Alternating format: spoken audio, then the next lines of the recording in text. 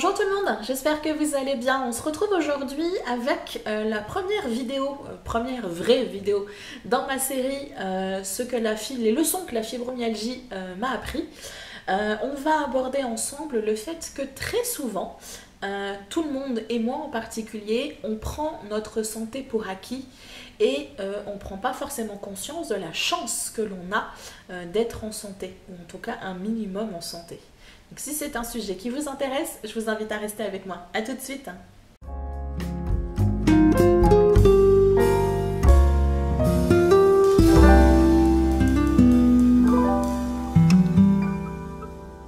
J'ai préparé ma vidéo.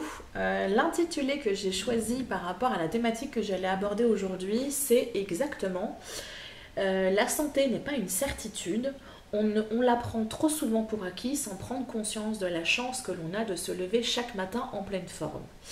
Et dans cet intitulé, j'utilise le « on », mais concrètement, c'est le « je » que je pourrais utiliser. Parce que même si j'essaye de prendre conscience, de vivre de manière un peu plus consciente au quotidien, même si la fibromyalgie et d'autres problèmes m'ont imposé de faire cette prise de conscience, je continue parfois à me prendre des claques dans la face en me disant ouais, c'était tellement mieux avant finalement.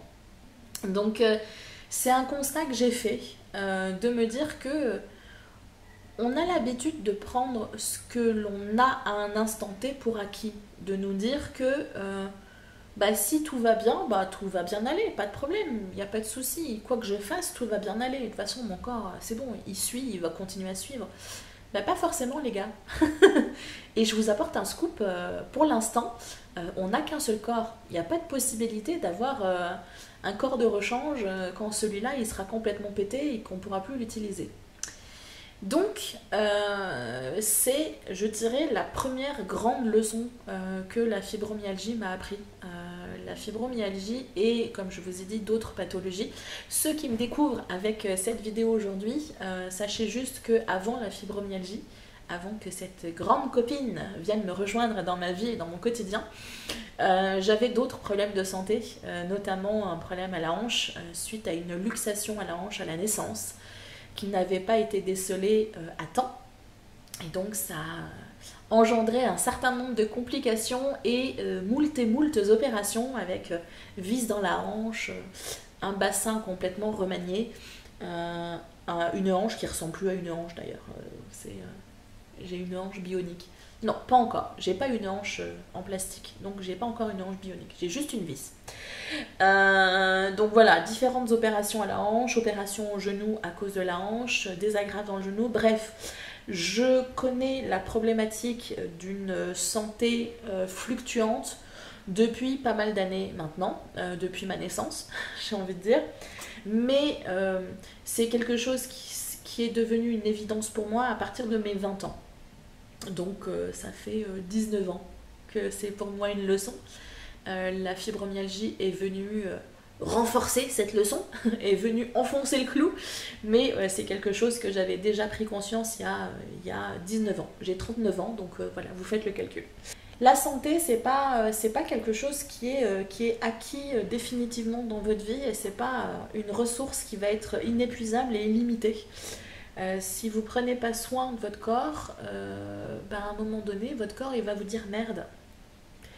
Donc moi il m'a dit merde avec la fibromyalgie, parce que je ne l'ai pas écouté, parce que j'ai continué à avancer la tête dans le guidon sans forcément prendre en considération les signaux d'alarme qu'il me lançait.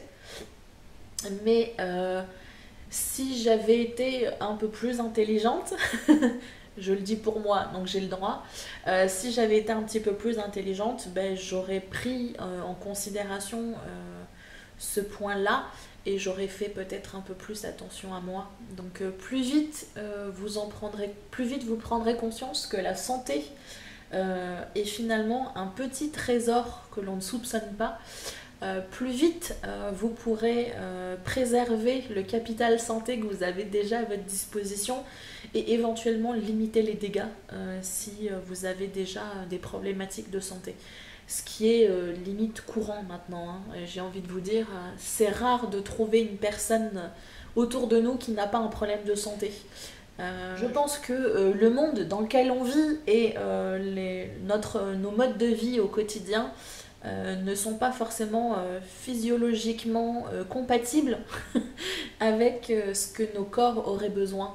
Donc à nous d'en prendre conscience, et comme j'ai dit, plus vite on en prend conscience réellement, parce que c'est une chose de le savoir intellectuellement, c'en est une autre de l'intégrer pleinement. Et je vous dis, même moi qui ai des complications depuis une vingtaine d'années, j'ai encore parfois du mal, et je me prends encore parfois des claques dans la tronche en subissant une énième crise de fibromyalgie, et en perdant en autonomie, en perdant en résistance, etc.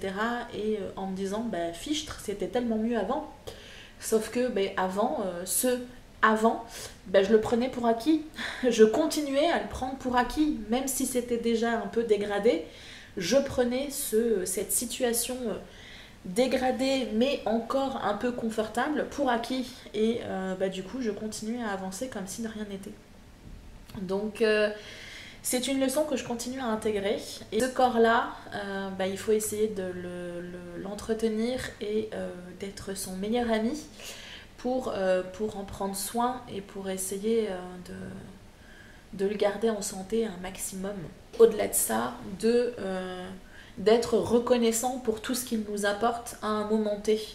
Parce que même si on est dans une situation de handicap, même si on est dans une situation où une pathologie nous vole petit à petit certaines choses, il y a encore du positif dans une grande majorité des cas.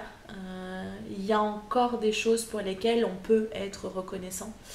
Et donc, prendre le temps de se poser et de savourer ces petits moments, de se dire, je peux peut-être pas marcher exactement comme je veux, je suis peut-être obligée d'avoir une canne avec moi, je suis peut-être obligée de faire super attention à comment je marche, où je marche, le nombre de marches que je monte, la manière dont je monte ou je descends les escaliers, etc. Mais au moins je peux marcher, je peux avoir cette liberté de mouvement que beaucoup n'ont pas parce qu'ils sont en fauteuil, parce qu'ils sont en fauteuil électrique, ou parce qu'ils ne peuvent absolument pas se déplacer autrement qu'avec quelqu'un qui les déplace.